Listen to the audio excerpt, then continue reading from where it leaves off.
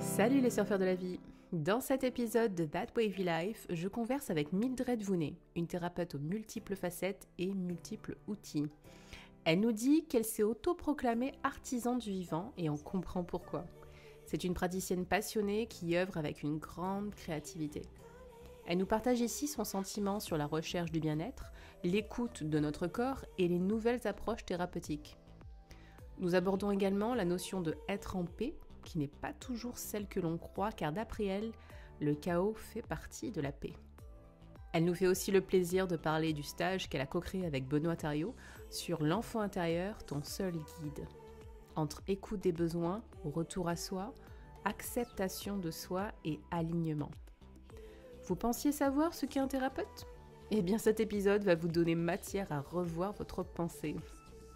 Vous êtes bien accrochés à votre planche ? Alors 1, 2, 3, prêt ?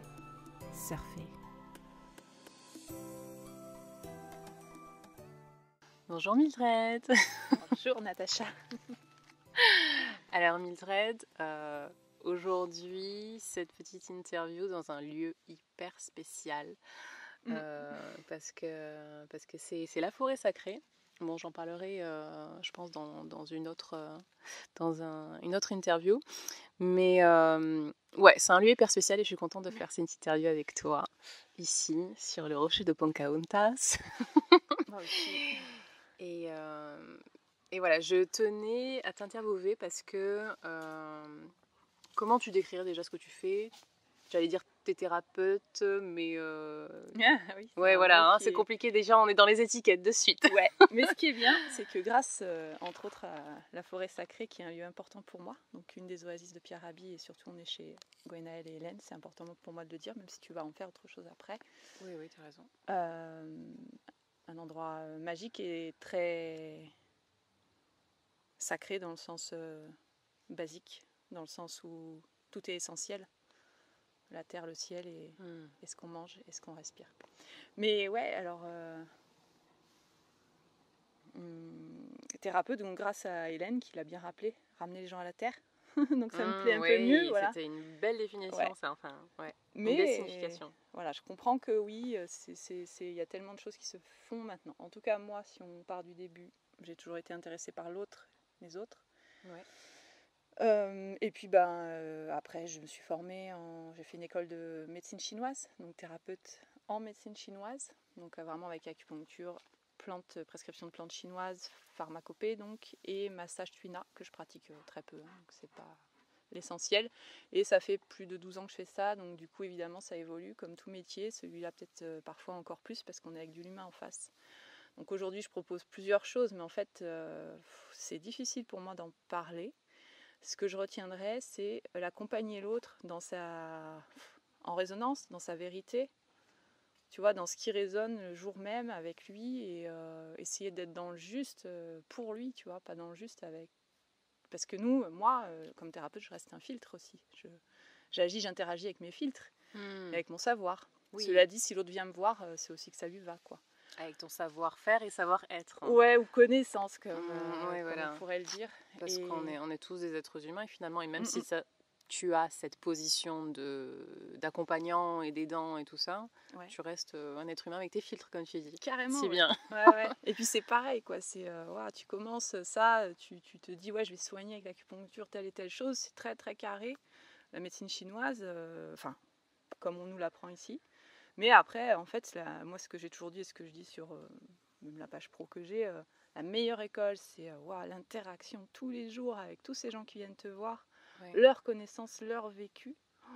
Parce que ça t'apprend, moi j'ai des carnets entiers de choses dont ils te parlent, ou même d'adresses qu'ils te donnent. Ouais. Donc ça, c'est l'école pour moi, la seule vraie école pour moi. Et après, le reste, c'est des outils, ok. Et vraiment, tu vois, j'aimerais répondre plus précisément, mais c'est compliqué avec les mots. Maintenant, j'ai l'impression que ce que je propose, ce qui est plus conscient pour moi maintenant, c'est de vraiment essayer d'accompagner l'autre à s'aligner à ce qu'il est vraiment. Parce que juste, ce n'est plus possible pour moi de vivre, et je pense que beaucoup de monde le sent, de vivre à côté de ce que tu es, quoi. Et ce que tu es, on ne le sait pas trop, il faut le découvrir et tout ça, quoi. Puisque je dis souvent, c'est aussi, si tu sais tout déjà, En fait, tu fais quoi? Si on te donne le package comme ça, bah tiens, tu t'es ça, et puis il va t'arriver ça, ça, ça. Ouais. Ça n'existe pas, ça. Et tous les jours, on se renouvelle, et on le sait grâce aux cellules. Mais même ça, c'est dur d'en parler. Juste être, c'est quoi? Agir avec mon être, c'est quoi? Ben, en fait, c'est chaque jour différent, et avec chaque être différemment. C'est voilà. intéressant ce que tu dis parce que ça me rappelle un peu des besoins qu'ont les gens d'avoir des fixes rapides, d'avoir Oui. des notices, on parlait de Oui, notices, en Occident, surtout, super précises et il faut Mm. que je sache exactement, donne-moi exactement la solution pour résoudre tel ou tel quoi. problème Et après, ça va aller. et limite je veux pas bosser dessus, je veux juste prendre le médoc. Ouais. Et même, il y en Dans a. les techniques peut-être, c'est pas un médoc forcément physique, hein, Ah oui, oui. mais le fixe qui va me faire aller là où je veux aller. Voilà. Et il y en a même qui bossent à fond dessus. Attention, hein, j'étais là dans les premières. Hein. Ouais. Tu vois. Et c'est quoi la finalité? Mm. C'est aller bien tout le temps, c'est avoir Mm. zéro problème. Et ce que je comprends, c'est ne pas être dans la souffrance. C'est ok, j'entends ça, tu vois. Mais en fait, si on parle de notice, s'il devrait y en avoir une juste peut-être, j'ai l'impression que l'occidental, il a vraiment pas, parfois, l'occidental actuel n'a pas la bonne notice. En tout cas, elle nous complique les choses parce que ce serait pour moi juste savoir que déjà c'est normal d'aller bien et pas bien, tu vois. Alors ok, si tu vas tout le temps pas bien, fais quelque chose, t'as raison quoi. Mais aussi d'accueillir ça et accueillir aussi quand les soi-disant mauvais sentiments, colère, tristesse, tout ça. Oui, ce qu'on Et on a n'aime pas. qualifié de mauvais, Voilà. de négatif. Voilà. Et tu vois, c'est ces notices erronées, ces cases et tout ça qui posent un vrai problème, plutôt que finalement l'humain dans sa soi-disant maladie. Et souvent, nous, on récupère quand même, enfin quand je dis nous, les thérapeutes en médecine parallèle, beaucoup de gens qui ont du chronique. Oui. Voilà, et le chronique, c'est tellement prise de tête qu'au bout d'un moment, tu es obligé d'aller consulter, puis tu essayes tout, et puis voilà. Et en fait, bien souvent, le corps physique, c'est lui qu'il faut écouter, quoi. Pour savoir qu'est-ce qu'il raconte et qu'est-ce qu'il raconte depuis un moment, pour savoir te dire, attends, mais lâche ça, ou c'est pas ça qu'il faut faire, ou tu vois. Et moi, je dirais qu'en séance, maintenant, encore plus qu'avant, avant, je ne savais pas que je faisais ça, maintenant, je le sais. J'ai l'impression de répéter juste ou d'être quelque chose, un véhicule en face, ou je sais pas comment appeler ça, qui renvoie juste une vérité à l'autre, mais c'est l'autre qui me la raconte, sa vérité. Et je suis très prudente quand même, tu vois. C'est pour ça qu'il faut jamais... j'essaye de ne pas dire, tiens, fais comme ça. Ouais. Je fais l'hypothèse, je commence mes phrases en me disant, tiens, peut-être que là, il se passe ça. En fait, t'es pas prescriptrice. Tu ouvres des portes quelque part. Ouais. Tu mets la lumière sur certains points que toi te paraissent pertinents, d'après ta perception des choses. Ouais, parce que même ça, tu vois, à travers le discours qu'ont les gens, chaque personne, souvent, c'est ah ouais, mais alors merci de me mettre sur le bon chemin. Mais en fait, tu vois, par exemple, si tu prends ça. Oui, ok, genre, moi, ça me gratifie vachement, ça me nourrit. La sauveuse que j'étais avant, je pense que je fais moins ça maintenant. Ouais, mais non, il n'y a pas de bon chemin. Si tu dois encore vivre ça qui paraît négatif, qui paraît toxique, c'est qu'à un moment donné, ça va se transformer en autre chose et c'est que tu dois le vivre. Tu vois, on en est jusque là, quoi. Et le monde de la médecine parallèle revient de ça, de ce faut aller bien, faut faire du yoga, faut être zen, faut, tu vois, la paix, faut être en paix. Mais être en paix, comme moi je l'ai dit pour la petite vidéo là qu'on a fait pour le stage, être en paix, c'est, alors je vais pas définir, j'ai pas la prétention de définir la paix pour tout le monde, mais c'est de savoir que le chaos fait partie de la paix presque, ou en tout cas que l'un va pas sans l'autre, et qu'être en paix, c'est surtout là, si on prend le retour à soi ou être bien avec soi, c'est accepter, chose que j'y arrive pas toujours, hein, moi-même, accepter quand soi-disant c'est négatif ce qui t'arrive ou ce que tu ressens, tu vois, parce qu'il y a une espèce de recherche chez nous, je connais pas les autres peuples, mais chez l'occidental, d'être zen, d'être génial, d'être cueillir tout, d'être jamais stressé, d'être super fort à tout. Voilà, et puis de attention, pas pleurer, quoi. de pas être sensible. Exactement. Parce que la sensibilité est une faiblesse, hein, Voilà. il paraît. Et encore ça, on a réussi à le transformer un peu. Mais tu vois, mais même ça, tu vois, même dans ce milieu-là, tu vois, faut faire ça, faut du qigong parce que c'est bien et tout. Waouh. Et moi, je reviens juste à un truc. Spiritualité, ça vient de spiritus, respirer. Et je vais te dire un truc, moi aussi j'ai voulu que ce soit autre chose. Moi aussi j'ai voulu qu'il y ait le thérapeute qui va te sauver. Moi aussi j'ai voulu qu'il y ait la formule hébraïque qui va te faire du bien. Et en fait, il faut juste respirer, quoi. Et là, tu fais, ah bon? Bon, allez, arrête, s'il te plaît, tu donnes une espèce de formule de taré avant ça. Respirer. Quand tu es respiré, enfin, quand tu es respiré, c'est beau. Quand tu respires, tu es aligné. Et c'est dur. Et tu vois bien qu'on n'y arrive pas, quoi. Tu vois, respirer longtemps, pourquoi il y a autant de techniques et tout? Ouais. Et on voudrait qu'il y ait autre chose. Le mental, ou je sais pas quoi d'ailleurs, on voudrait qu'il y ait autre chose. Ouais. Eh ben non. Tu parlais tout à l'heure des gens qui viennent te voir. Tu dirais qu'en majorité, qui vient te voir? Ou plutôt avec quel bagage, quelle histoire, quelle problématique? Si on prend le tout début, c'était beaucoup, c'était dans la résonance où j'étais, synchronicité, tu vois, aussi, où c'était beaucoup de gens avec des problèmes chroniques, ou ceux qui ont été soignés par moi dans le problème chronique, par la médecine chinoise, reviennent, tu vois, viennent régulièrement s'harmoniser une fois par mois ou tous les 3 mois. Ou ils viennent ponctuellement parce qu'ils savent que maintenant, avec 1 ou 2 séances, tu peux anéantir l'insomnie que tu as depuis 3 mois. Voilà. Donc c'est ce profil-là principalement. 80% des gens, c'était beaucoup du chronique. Et après, de l'urgence, tu as 5%, c'est l'entorse à la cheville, parce que faut savoir que la médecine chinoise, une entorse à la cheville, c'est 2 jours, hein, pas 3 semaines. Et ça, c'est hallucinant. Voilà, donc il y a ça. Et évidemment, vu que moi, j'évolue en permanence, eh bien maintenant c'est quand même autre chose. Il y a cette dimension-là de choses qui se réveillent chez les gens, de conscience qui se réveille, et de vouloir, je sais pas comment expliquer là, tu vois, vouloir autre chose, et savoir que oui, j'ai ce problème-là chronique ou physique, mais en fait de quoi ça parle derrière, quoi. Et il y a une espèce d'élévation des consciences, ça paraît Tu des sens mots. de plus en plus que les gens s'interrogent et se disent moi, qu'il y a forcément autre chose. Moi, mon école, c'est les gens qui viennent. De toute façon, moi, je vais jamais chercher dans les bouquins, tout ça. J'en ai plein des bouquins, je les adore, je trouve ça beau. Oui. Je vais pas sur Internet, tu me connais, j'ai une patience à peu près 0.0. Mais voilà, je vais voir 3 trucs et tout, et c'est vraiment ça, tu vois. C'est les gens, ils sont... Enfin voilà, donc du coup, c'est vraiment, moi, c'est ça qui me fait parler, tu vois. Quand je te parle d'une élévation des consciences, c'est uniquement parce que j'ai vu à un moment donné, waouh, il y a ça, il y a telle et telle personne qui viennent, vachement, il y en a beaucoup d'un coup. Et qu'est-ce qui se passe, quoi? Ok, donc moi-même, et puis moi-même, je vais, moi, me soigner, ou moi-même régler mes problèmes, les transformer, tout ça, avec d'autres personnes aussi, donc ce qui est extraordinaire, ou seul parfois, ou à travers ce que je vis, quoi. En fait, c'est le remède, si je devais labelliser ou véhiculer un remède, si j'en ai un, c'est exactement la transformation de ma vie qui fait que, éventuellement, j'arrive à accompagner l'autre à se transformer. Voilà, c'est aussi simple que ça.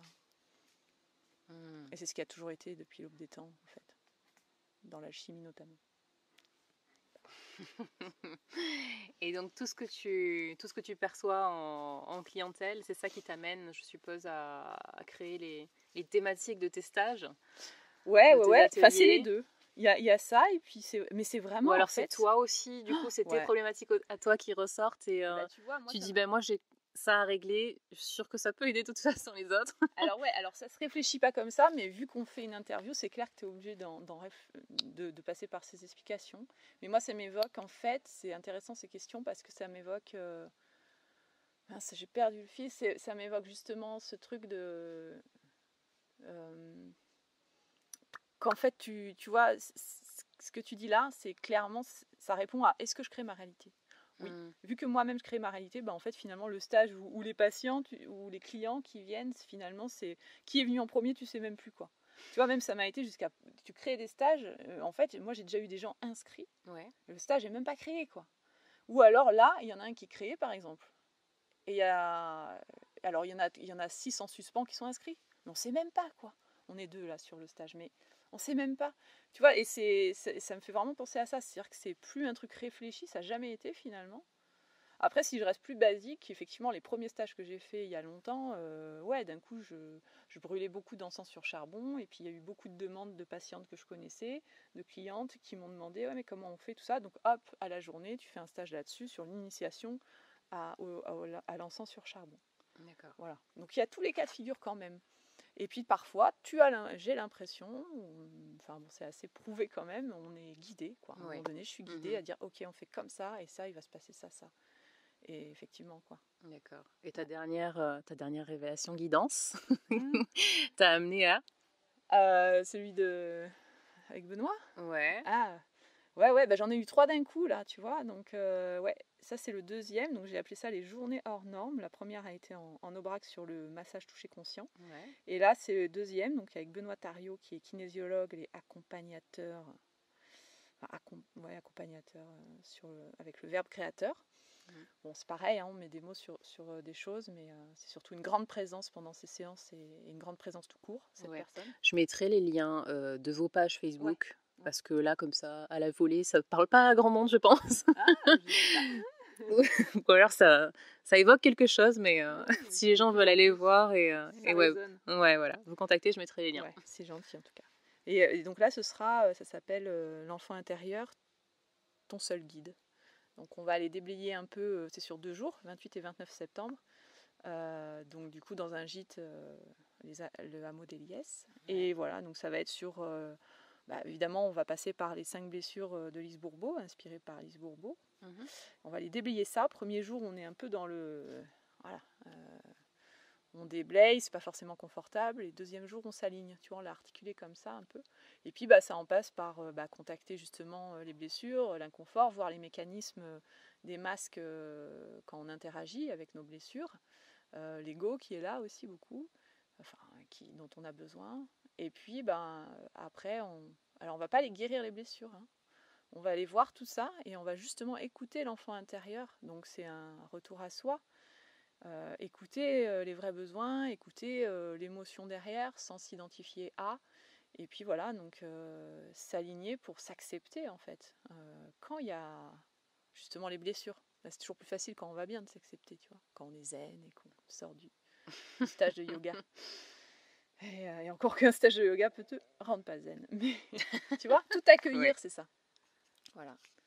Donc c'est ça qui va se passer. Après, il y a des méditations. Voilà. Moi, j'ai appelé ça des bhavanas parce que j'aime bien l'idée du sanskrit bhavana qui veut dire en gros contemplation parce qu'il n'y a pas vraiment de traduction.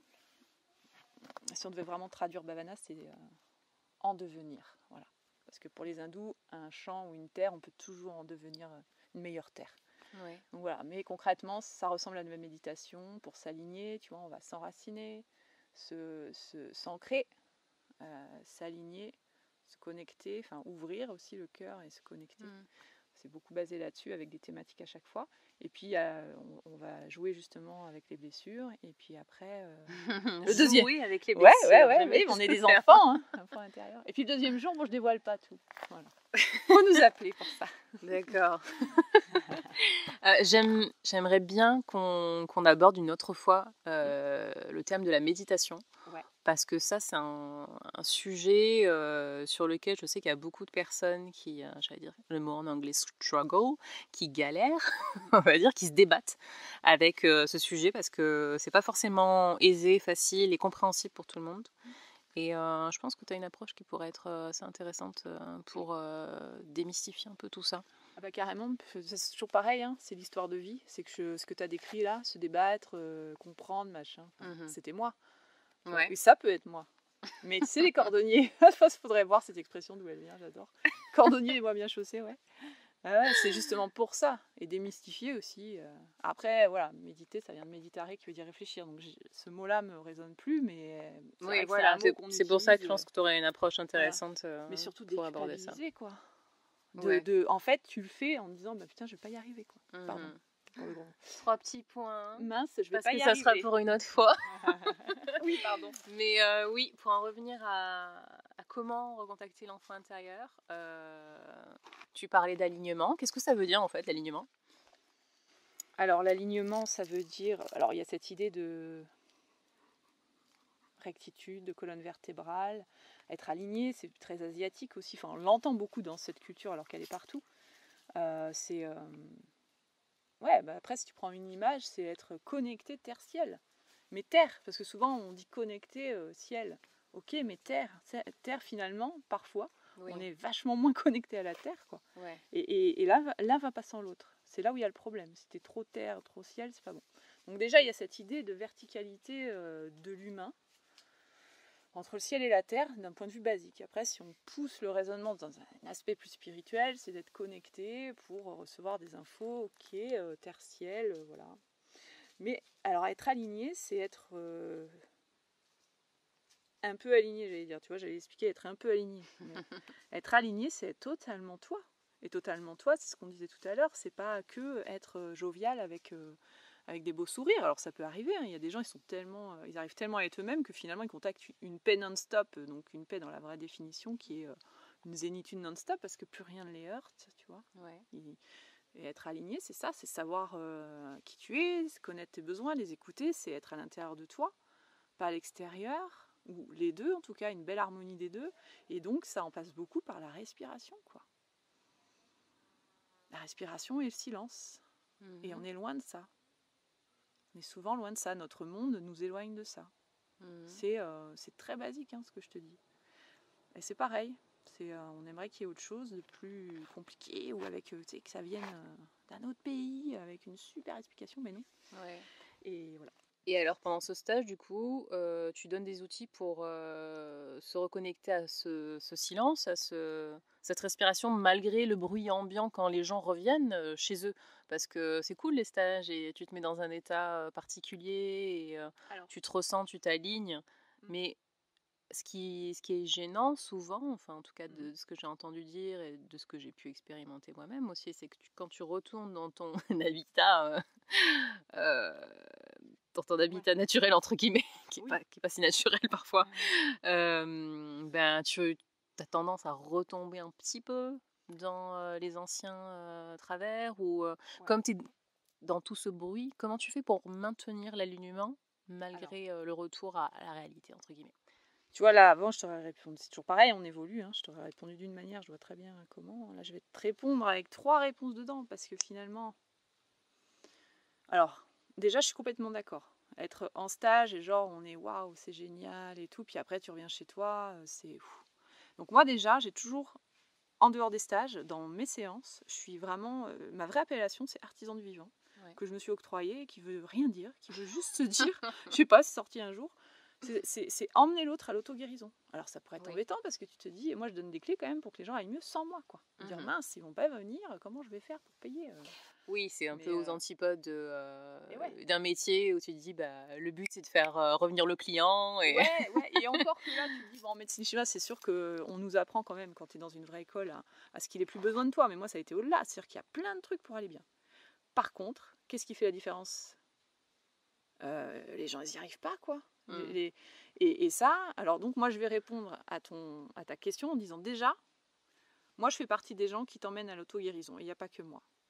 Donc on te donne des clés en dehors, et qui sont hyper adaptées, moi, celles que je donne, notamment quand je donne les séances de mieux-être Bhavana, c'est hyper simple, tu vois. Ou sur YouTube, des choses gratuites et hyper simples. Voilà. Donc souvent, les Occidentaux, ils ne s'octroient pas ce quart d'heure ou cette demi-heure par jour pour aller mieux. Donc ça, par contre, il y a un truc, il faut arrêter, et moi ça je le dis à certains patients que je connais bien, de croire que ça se fera sans toi. Ça c'est mort. Voilà. Et il n'y aura pas le thérapeute de plus qui aura la phrase clé. Ce sera juste toi dans ta vie, tu l'entendras de telle manière et ça fera que tu y vas, quoi. C'est tout. Mais pourquoi pas, hein, je veux dire, si tu dois expérimenter ça, ok. Mais donc déjà c'est ça, il faut déjà s'écarter peut-être, et j'aime pas critiquer les autres, mais des thérapeutes ou des choses qui te font que revenir et croire que tu as un problème non-stop. Déjà, quand tu t'acceptes dans l'enfant intérieur, ça va beaucoup mieux parce que tu arrêtes de croire qu'il faut être cette espèce de truc parfait tout le temps. Tu vois, c'est hyper... la vie d'un occidental, tu sais, moi je les remercie, mes patients, et moi-même, je me félicite, quoi. Il faut savoir que les moines tibétains nous ont félicités de pouvoir continuer à vivre comme ça dans ce qui nous est proposé autour. Contexte, voilà. Maintenant, c'est pas une excuse. Ok, on est là de toute façon. Donc, après, c'est du travail. Et nous, on a un petit peu ce peuple-là, on a un petit peu, depuis peu pourtant, hein, ce truc de la pilule magique, quoi. Et donc ça, elle n'existe pas, il faut faire vraiment le deuil de ça. Déjà. Et voilà. Mais voilà, moi, j'aime bien aussi le fait que je donne vraiment des choses, mais c'est un quart d'heure par jour, hein, si tu veux aller bien. Alors après, tu fais 1 heure par jour, t'es au top.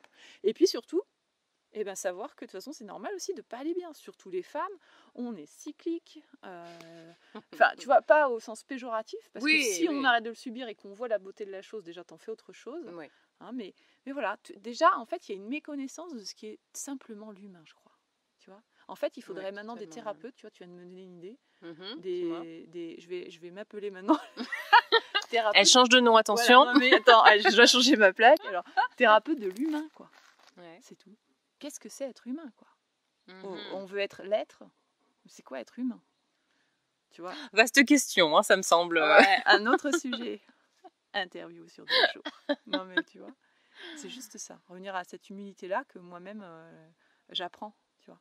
Et je n'ai pas honte de dire que j'apprends, au contraire, tu vois. Oui, j'adore en fait cette humilité justement parce qu'on a tendance à placer les thérapeutes, j'allais dire même les médecins ou peu importe, les gens qui sont là pour nous accompagner, nous aider, sur un piédestal ou comme des surhommes, des surfemmes qui sont en dehors de toutes les problématiques humaines et que eux ils ont toutes les solutions et ils planent et ça va trop bien et tout est parfait pour eux et puis eux ils ont pas du tout d'émotions et ou alors s'ils en ont ils ont les émotions parfaites. Ouais, ou les profs de yoga qui ont l'air tellement apaisés et c'est cool et non, c'est pas ça en fait. Même quelqu'un qui peut vous accompagner avec force, comme Mildred le fait, elle peut avoir aussi cette personne ses propres cette force, démons, bagages et d'ailleurs c'est ça aussi la force, c'est que t'es passé par des choses dures aussi, voilà, et c'est ça qui te permet d'être clairvoyante sur c'est ça entre autres qui te permet d'être clairvoyante sur les problématiques des autres et de les accompagner au mieux. Je dirais clairvoyante, un peu fort, mais oui. Il peut y avoir de la clairvoyance par moment, tu vois. Mais oui, en tout cas, c'est comme si cette force-là, je suis passée et je passe tous les jours par, enfin pas tous les jours, mais par des choses dures, mais voilà. Ma vie est une souffrance. Voilà. C'est comme un canal. Voilà, c'est un canal. Cette force-là, si on doit lui donner une image, c'est pas mal. Ce canal-là qui te permet d'accompagner l'autre dans une forme de vérité, authenticité, le fait d'incarner ça. En fait, je crois que c'est le fait d'incarner ça dans ta chair et ta matière qui accompagne l'autre, tu vois. Parce que les mots sont une vibration, parce que moi-même, je vibre avec mes corps physiques, énergétiques, tout ça. Et voilà, parce que après le reste, le shiatsu, la médecine chinoise, l'acupuncture, l'access bar, tout ce que tu veux, la kinésio, tout ça, c'est génial. C'est des outils. C'est génial, attention, hein, moi, voilà, en Chine, c'est un... Moi, je vais dans les hôpitaux en Chine. Si j'ai un cancer demain, je vais en Chine. Je vais au Kerala, en Inde, si j'ai le moindre truc, maladie grave. Mais voilà, c'est des outils. Ça reste des outils, même s'ils sont ancestraux et géniaux, pour certains plus récents. Mais moi, je pense que vraiment ce qui soigne, alors il est dit que c'est l'amour qui soigne, de toute façon. En tout cas, la présence. Lequel L'amour inconditionnel. Qui vient d'où Je sais pas, ensemble. Qu'est-ce que je vais te répondre? Non, mais du coup, là, ça fait... Ouais. Et ça fait écho avec l'enfant intérieur, du coup. Oui. L'amour que... Qu'est-ce qui va soigner L'amour que tu peux donner à toi-même, en fait, hein, en écoutant cet enfant intérieur, tout simplement. D'ailleurs, dans la description de ton stage, tu disais que l'enfant intérieur, contrairement à ce qu'on croit, il n'est pas... Qu'est-ce que tu disais? Il n'est pas malade ou il n'est pas à guérir. Il n'est pas à guérir, oui. Parce que souvent, il y a des stages ou des livres, mais bon, je ne suis pas allée les faire. Hein, mais... Guérir l'enfant intérieur. Oui, voilà. Après, certainement, peut-être des fois, il y a des appellations, puis à l'intérieur du stage, c'est très bien. Et c'est quoi ton approche alors? Alors là, l'approche, c'est vraiment de l'écouter. C'est l'adulte qu'on est parfois qui est à guérir, qui n'écoute pas son enfant intérieur. C'est pas l'inverse. Et c'est ton enfant intérieur qui peut te prendre par la main. Si tu l'écoutes et que tu le cajoles et que tu le bichonnes, qui fait que l'adulte que tu es va aller bien. Ah, donc en fait, tu es en train de dire que la souffrance, elle naît de cette inadéquation entre l'adulte qui a grandi et cet enfant intérieur qui est resté en retrait. Ou qui est pleinement là, mais que tu n'écoutes pas, en fait. Souvent. Oui, voilà. Et en fait, ce qui se passe, et ça, c'est Benoît qui le disait très bien, c'est que finalement, on fait la même chose que ce qu'on reproche à nos parents, pour certains, ou aux profs qu'on a eus, pour certains, ou à ton patron ou patronne, pour certains, ou à la société en général. On se juge, on ne s'écoute pas, nous-mêmes, on ne supporte pas nos soi-disant émotions négatives, et ci et ça, tu vois. Et voilà, et revenir à l'humilité d'écouter l'enfant intérieur qui est parfois peut paraître capricieux ou qui fait des crises et tout. Voilà, maintenant tu fais des crises tous les jours, ok, tu vas te soigner, tu fais un accompagnement. Oui, d'ailleurs, à quoi il ressemble l'enfant intérieur? Parce que quand je pense enfant intérieur, je pense à l'enfant dans la joie tout le temps. En fait, non, c'est pas que ça. C'est un enfant. Tu vois un enfant, et d'un coup il fait une crise et d'un coup il est super joyeux. ce que tu viens de dire. Et puis, en fait, il n'est pas en train de se dire, quand il contacte un truc, c'est même pas, il contacte un truc, tu vois, genre, je suis mort de rire, quoi, avec cette phrase. C'est l'enfant intérieur, fait que tu contactes quoi en talkie-walkie d'un coup. Tu vois, juste, ça les traverse, j'imagine, parce que, hélas, j'ai bien oublié le temps de l'enfant. Ça les traverse comme un enfant, voilà, et puis il se dit pas, alors si je lui dis ça, si je réagis comme ça, il va se passer ça, mais je m'en fous, et puis si, et puis, tu vois. En fait, juste, il fait sa crise ou pas, ou il est d'un coup, ah, c'est génial ton truc, il s'amuse pendant 3 heures avec une connerie, tu vois, c'est ça. En fait, c'est aussi simple que ça aussi, ça. D'accord. Donc moi, ce que j'entends, c'est tu vas réapprendre la spontanéité aux gens. Ouais, et puis après, c'est vaste le sujet, tu vois, c'est être au contact des émotions qui te traversent, mais pas l'émotion qui manipule.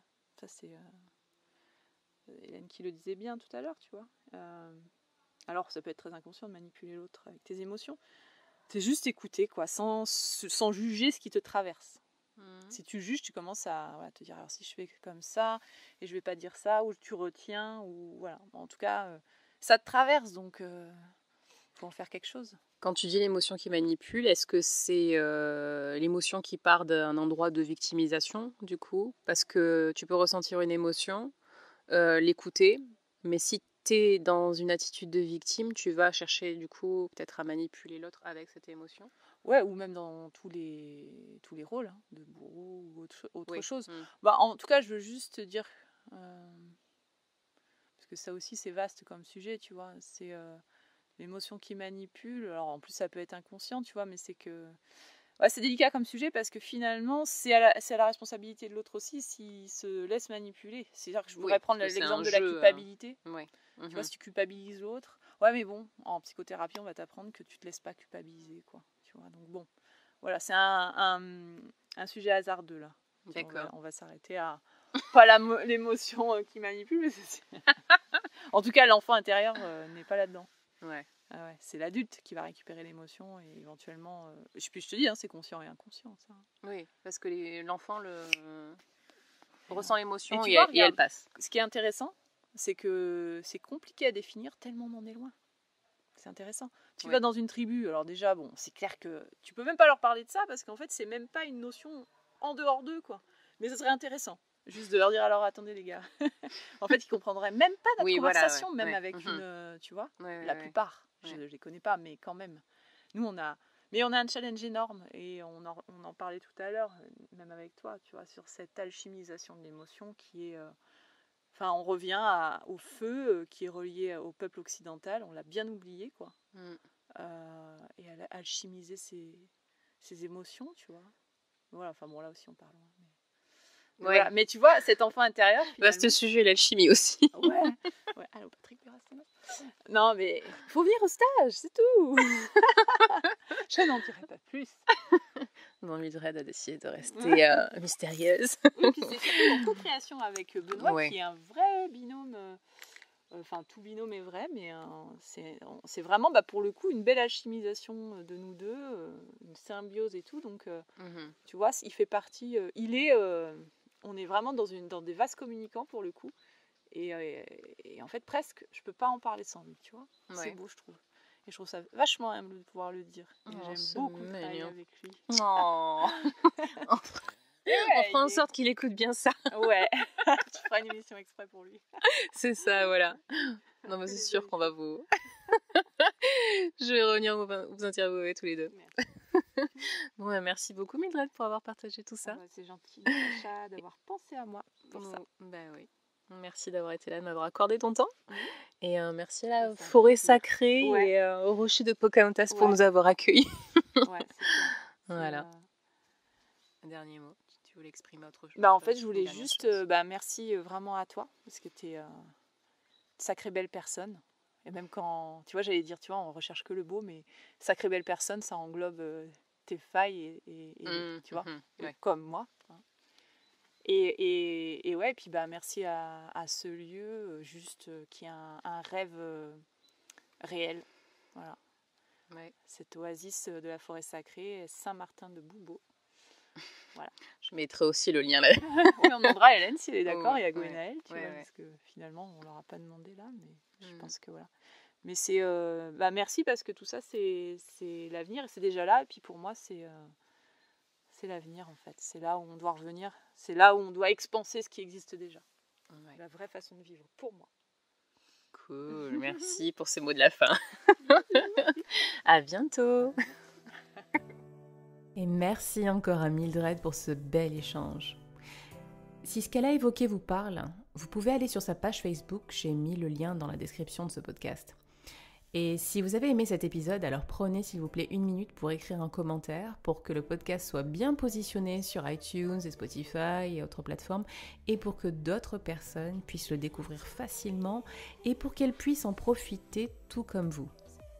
Et souvenez-vous, la vie est faite de vagues, alors surfez-les.